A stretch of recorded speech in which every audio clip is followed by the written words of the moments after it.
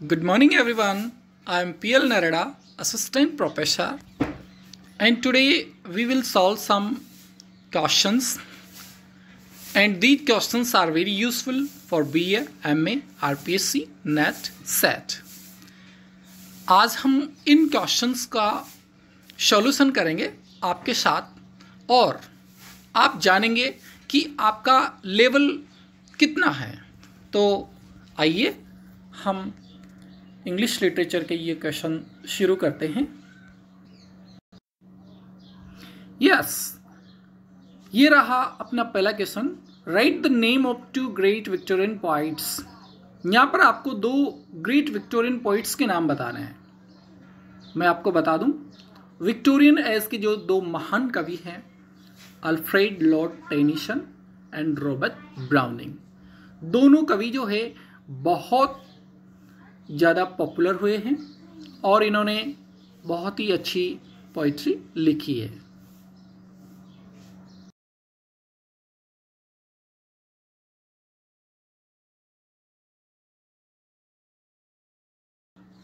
कौन है hero lotus eaters का? लोटस ईटर्स मतलब लोटस को खाने वाले। ये जो कविता है इसका हीरो कौन है? मैं आपको बताता हूं। यूलिसस और Odysseus, the king of Ithaca was the hero. The lotus eaters जो कविता है अल्फ्रेड लॉर्ड टेनिसन की कविता है और इसका जो हीरो है वो है यूलिसस, या उसको हम ओडिसस भी कहते हैं। Next question, who was the friend in the poem break break break? Break break break कविता किसकी है? अल्फ्रेड लॉर्ड टेनिसन की। और इस कविता में टेनिसन जिसके बारे में लिख रहा है वो कौन है, यानी वो उसका फ्रेंड कौन है? Arthur Henry Hallam, who died in 1833। Break break break जो कविता है उसमें आर्थर हेनरी हेलम की डेथ के ऊपर लिखा गया है और ये अल्फ्रेड लॉर्ड टेनिसन का फ्रेंड था। उसकी प्री मैच्योर डेथ की वजह से टेनिसन बहुत दुखी था और उसी की याद में ये गीत उसने लिखा है। हमारा नेक्स्ट क्वेश्चन है, when was the poem break break break publish? Break break break जो पोएम है वो कब पब्लिश हुई थी?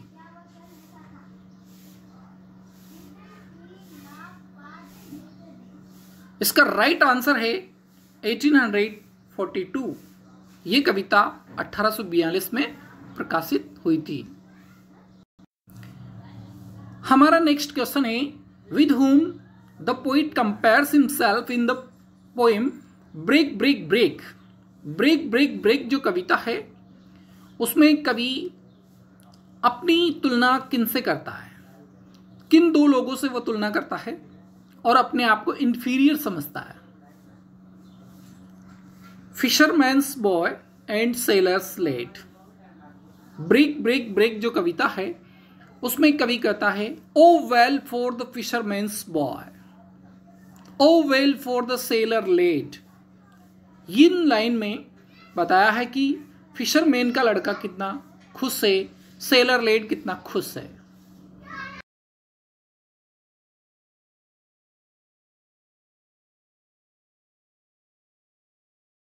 चीज मेरी पिछली वाली डचेज, ये किस तरह की कविता है?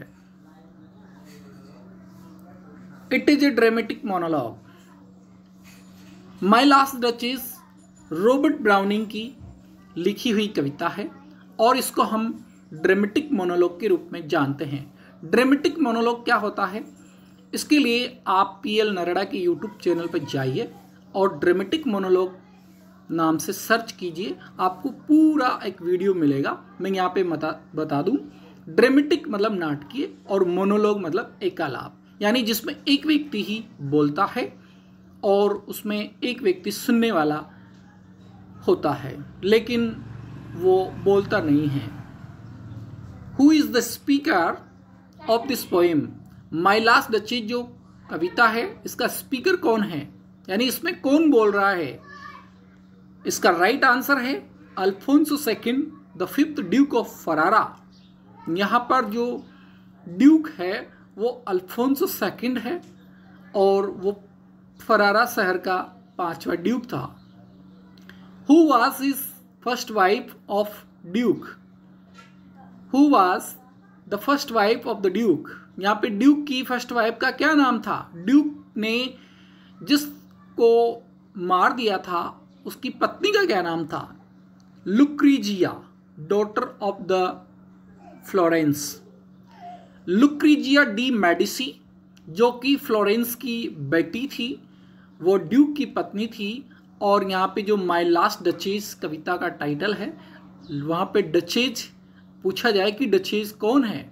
लुक्रीजिया डी मेडिसी डचेस का।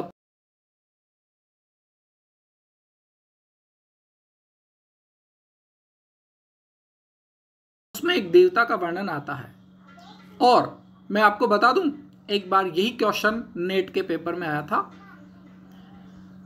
विच god is described in the poem? इस कविता में कौन से देवता का वर्णन है? इसका राइट आंसर है नेपच्यून, अ सी गॉड। इसमें नेपच्यून देवता का वर्णन है। नेपच्यून की मूर्ति जो कि ब्रॉन्ज से बनी हुई थी, ब्रॉन्ज धातु से बनी हुई थी। जब ड्यूक और दूत सीढ़ियों से नीचे उतरते हैं तो ड्यूक अपनी डिग्निटी दिखाने के लिए कहता है, देखो ये नेपच्यून की मूर्ति है और इसको मैंने इंसबर्ग से मंगाया है, जो कि क्लास नामक आर्टिस्ट के द्वारा बनाई गई थी। Which painter name is mention in the poem? My Last Duchess जो कविता है, इसमें कौन से पेंटर का नाम आता है? फ्रा फेंडोल्फ। इसमें डचेस का जो पोर्ट्रेट बनाया गया था उसके बारे में ड्यूक कहता है कि ये जो चित्र है फ्रा फेंडोल्फ नामक पेंटर ने बनाया था। Which type of poem is Dover Beach? हमारा नेक्स्ट क्वेश्चन है, डोवर बीच कैसी कविता है? It is a pessimistic poem published in 1867। Dover Beach जो कविता है मैथ्यू आर्नोल्ड की कविता है और मैथ्यू आर्नोल्ड इस कविता में अपनी पेसिमिस्टिक फीलिंग्स को बताते हैं, निराशावादी भावनाओं को बताते हैं और ये कविता 1867 में पब्लिश हुई थी।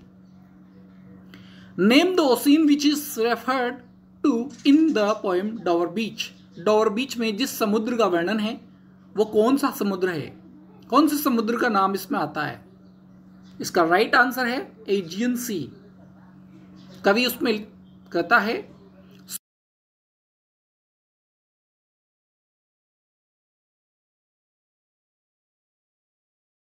लिखने वाले हुए हैं और उसका वर्णन इसमें कविता में है।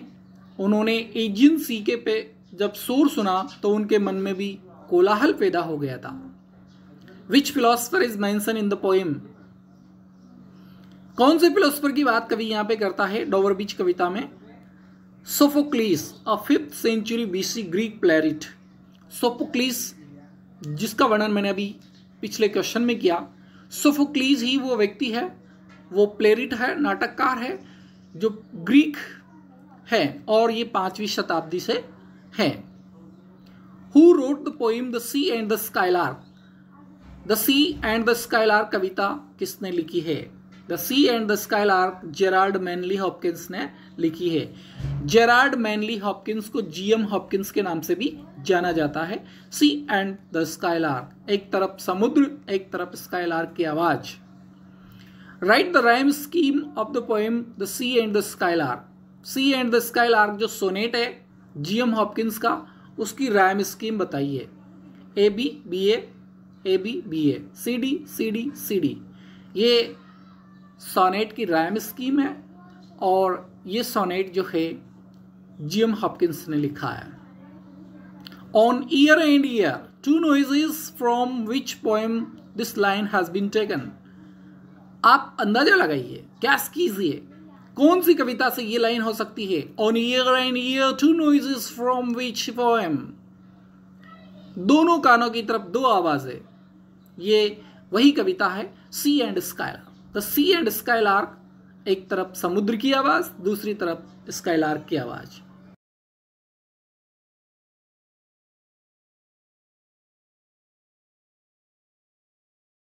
W.B. येट्स की जो कविता है उसमें स्वांस किसके सिंबल है? The wild swan at Coole जो कविता है W.B. येट्स की, उसमें स्वान्स किस बात के प्रतीक हैं? They are symbols of eternal youth and beauty. वे इटर्नल यूथ और ब्यूटी के सिंबल है। How many times has the poet seen the Coole park? Wild swan at Coole जो कि W.B. येट्स की कविता है, उसमें आपने जो पढ़ा है उसके आधार पर बताइए कि कितनी बार कवि कूली पार्क होके आ गया था? 19। मैं आपको बताऊं, कविता में लाइन आती है 19 ऑटम। 19 ऑटम मैंने देख लिए हैं। ऑटम एक साल में एक ही बार आता है और 19 मतलब 19 बार कवि वहां पर घूम करके आया है। Who was American national poet? America के नेशनल पोइट कौन? Robert Lee Frost was an American poet and he was born in 1874। America का जो राष्ट्र कवि है वो है रॉबर्ट ली फ्रॉस्ट। अक्सर इनके नाम को रॉबर्ट फ्रॉस्ट कहते हैं और ली जो है बीच में छोड़ देते हैं, लेकिन इनका पूरा नाम है रॉबर्ट ली फ्रॉस्ट और ये 1874 में पैदा हुए थे। Who wrote the poem Birches? Birches कविता जो कि 1915 की है, ये किसने लिखी है? It was written by Robert Frost. ये रॉबर्ट फ्रॉस्ट के द्वारा लिखी गई कविता है जिसमें कवि ने अमेरिकन पॉलिसीज के बारे में बताया है। Earth is the right.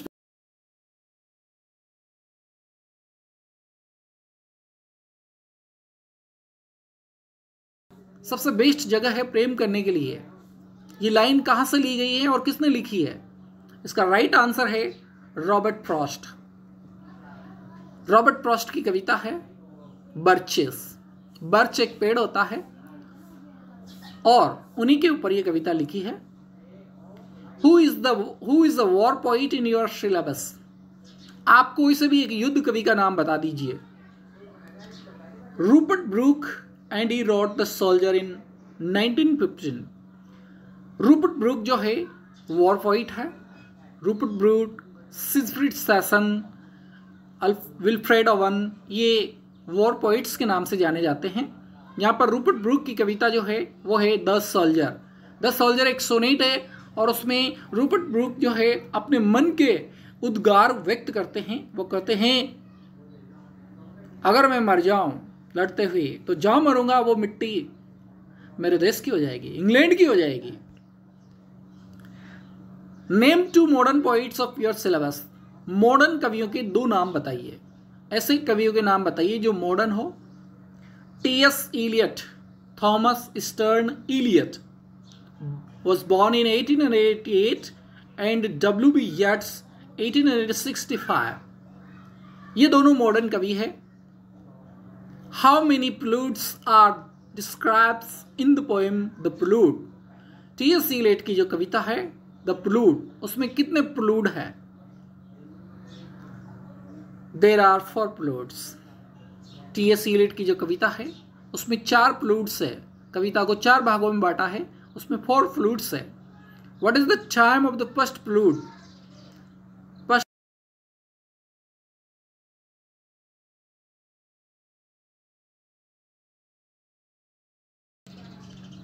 It is evening of the winter। देखो यहाँ पे अक्सर गलती ये कर देते हैं कि शायद मॉर्निंग से स्टार्टिंग होता है तो मॉर्निंग होगा, लेकिन यहाँ पे T.S. Eliot की जो प्लूट कविता है उसकी शुरुआत इवनिंग से होती है और इवनिंग भी winter evening. Winter settle down, इस तरह से कविता की शुरुआत होती है। When was W.B. Yeats died? W.B. Yeats कब मरे? He died in the dead of winter in 1939। जब कड़ाके की ठंड पड़ रही थी 1939 में, उस समय W.B. Yeats की डेथ हो गई थी। Which type of poem is Memory of W.B. Yeats? In Memory of W.B. Yeats जो है कैसी कविता है, यानी इसको आप कौन सी कैटेगरी में रखेंगे? It is an elegy। यह एक इलेजी है। इलेजी का मतलब होता है शोक गीत। Memory of W B Yeats की याद में लिखी गई कविता है, और याद में जो लिखी जाती है वो इलेजी होती है, शोकगीत होता है। हु रोट द पोएम फर्निल, फर्निल कविता किसने लिखी है? फर्न हिल, डायलन थॉमस। फर्निल कविता को लिखने वाले कवि डायलन थॉमस है। I was young and can free, who was he and wire. ये लाइन कहाँ पे आती है? सबसे पहली बात यह है कि ये लाइन कहाँ पे आती है। ये लाइन डायलन थॉमस की कविता है द फर्न हिल, उसमें आती है। I was young and carefree, आई यहाँ पे डायलन थॉमस है और वो केयर फ्री से मतलब है चिंता मुक्त।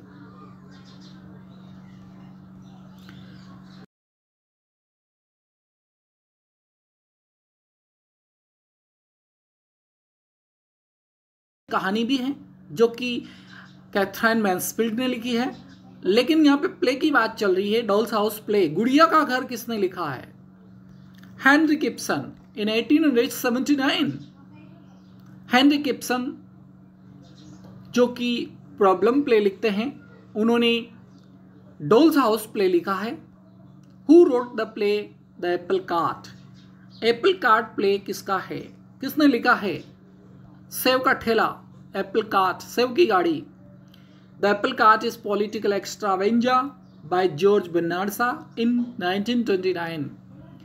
एप्पल कार्ट प्ले जो है राजनीतिक अतिरंजिका है। एक्स्ट्रावेंजा मतलब अतिरंजिका, और ये जॉर्ज बर्नार्ड शॉ के द्वारा लिखा गया है, जो कि 1929 में पब्लिश हुआ था।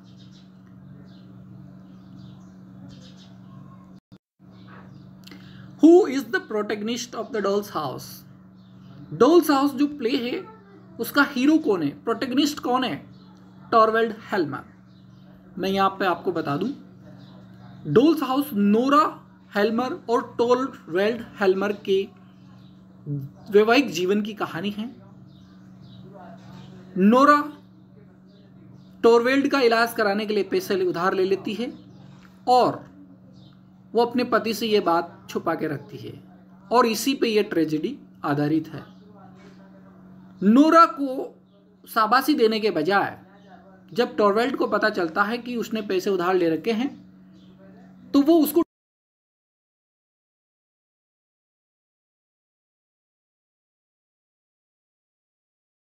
में है। तो दोस्तों, आपको कितने में से कितने क्वेश्चंस आए, आपने कितने सॉल्व किए, और आप किस स्तर पे हैं, अपना मूल्यांकन कीजिए और वीडियो को अपने दोस्तों को भेजिए ताकि वो भी इसका फायदा ले सके। Thank you.